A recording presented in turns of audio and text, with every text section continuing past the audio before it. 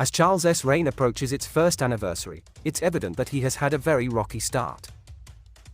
Almost a year, over $421 million, the sovereign's official piper moving a nation to tears, the sovereign's official piper again, or countless extra bottles of Tanqueray in the Clarence House recycling bins. How can we really assess the huge shift of power that we have witnessed, as we near the 12-month mark since Her late Majesty left this world to join Einstein and Ada Lovelace in the afterlife? Hello and a very warm welcome to British Royal Daily Updates YouTube channel.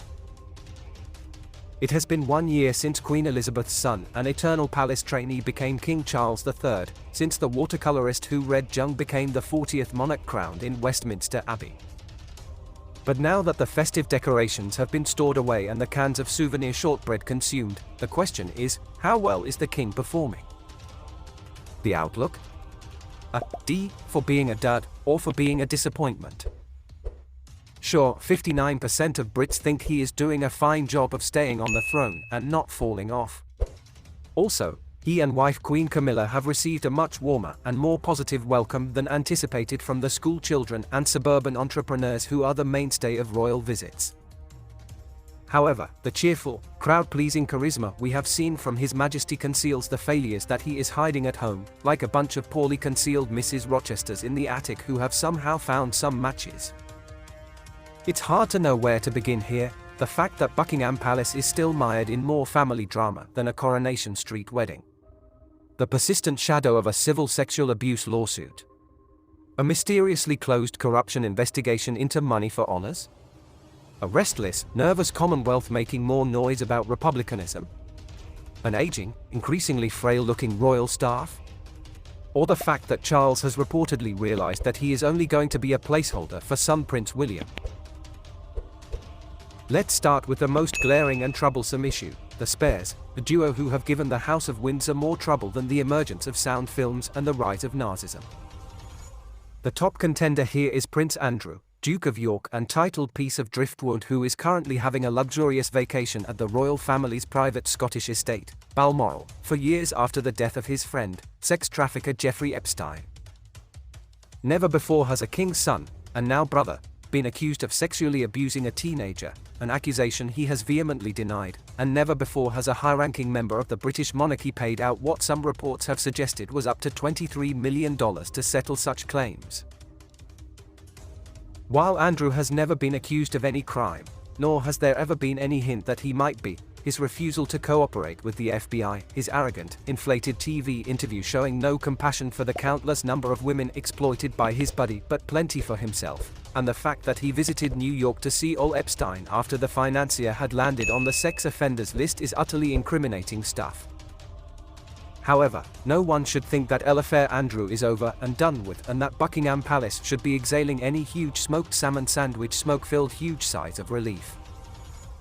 This sordid, sleazy episode is far from finished. In fact, this week a royal source told the Sunday Times that for His Majesty, it feels like more stuff is going to come out on Epstein and there are still unexploded bombs there. Meanwhile, to this day, Andrew continues to roam around his spacious estate Royal Lodge with nothing to do all day but watch old Golf Masters tournaments on VHS and sadly wonder what the weather is like in the Costa del Sol. Isn't it interesting that he has not left UK territory since Epstein's death? So far, the Duke of York has somehow managed to evade Charles' attempts to evict him from Royal Lodge, thus leaving a man accused of sexual assault residing in one of the royal family's prime properties. On top of that, not only has His Majesty reportedly given up on trying to make his brother move into the now vacant Frogmore cottage, but according to the Express, significantly, Andrew this week became the first family member to join Charles at Balmoral. How can the king justify welcoming back someone who is widely and deeply hated by the whole UK into the Windsor family? He may be related by blood, but what is going on in his mind? Then, we have the former occupants of Frogmore and the constant nuisances for one, Harry and Meghan, the Duke and Duchess of Sussex. It seems that they have abandoned their crusade to put the palace under pressure, their desire to air the royal dirty secrets over as they try to make romantic comedies. But, like Andrew, Harry and Meghan are still unresolved issues.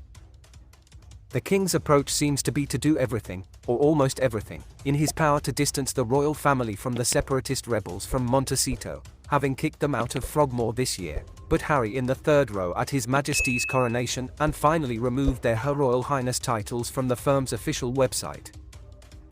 Meanwhile, Charles is clueless about how to deal with the Sussexes once and for all.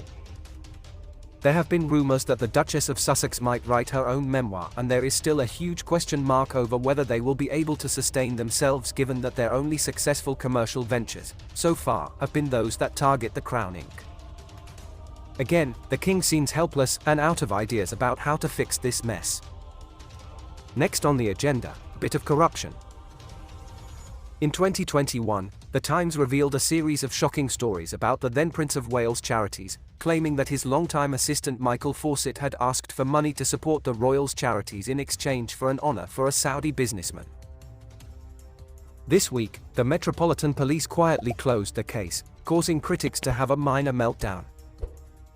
As former Cabinet Minister Norman Baker told the Daily Beast, there is a message here, that if you're an important person, and you have got friends in the right places, then you can get away with things.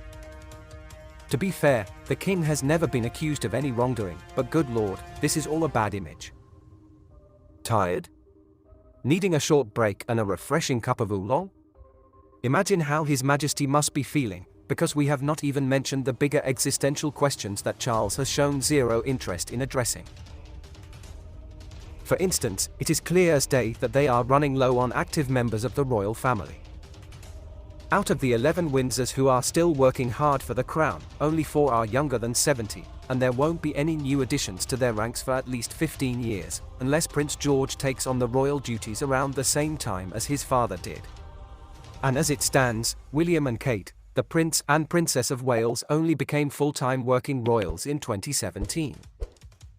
With the departure of 5 working royals in less than 4 years, the late Queen, Prince Philip, Harry and Meghan and donut-shaped Andrew, Charles is left with only an elderly group of HRHs. No one was shocked when it was announced late last year that the remaining ones were now doing about 30% less official events than before the pandemic. If the king has even a shred of an idea about how to deal with this issue, it's as well guarded as Camilla's TikTok account. I'll also mention that the King and Queen, along with the Prince and Princess of Wales, have not visited any Commonwealth country since they were all promoted. Unless they send Andrew over here to woo us, they are certainly doing everything in their power to boost republicanism. Excellent palace work. The last thing on our list is something that must be a huge letdown for a prince who spent years imagining his ideal version of Britain, a country where cars run on yogurt, all yoga is free, and the Tate Modern is somehow moved entirely to the Isle of Wight. Hey, I'm on board with everything except the last one. The Sunday Times recently cited a source who knows Charles and the palace machinery well, as saying that Charles understands that the main innovator will be William, who will have more freedom to do it as king. According to this source, Charles has chosen to be that keep it steady monarch, providing the stability and continuity the country needs now. In other words, a bit of a stopgap, who will keep the crown going until it's William's turn. For me, and yogurt producers everywhere, it's a disappointing outcome. Personally, I've been a long-time admirer of Charles' activist, outspoken efforts and find his diluted compliance to the constraints of the crown a bit depressing. Brilliant historian Tom Holland, reflecting on the late Queen, praised her reign by saying that she had done nothing but very well. Sadly, for those of us who had such high expectations for this Carolean era, so far, Charles is doing everything, but very poorly. Still, who among us has ever really aced a job when we've just taken off our training wheels? Maybe this time next year, the King will be getting solid A+, or maybe Andrew will be the new Australian Governor-General. Remember to subscribe to British Royal Daily Updates YouTube channel and turn on the notification bell, this way you will be notified when we drop a video. Stay safe.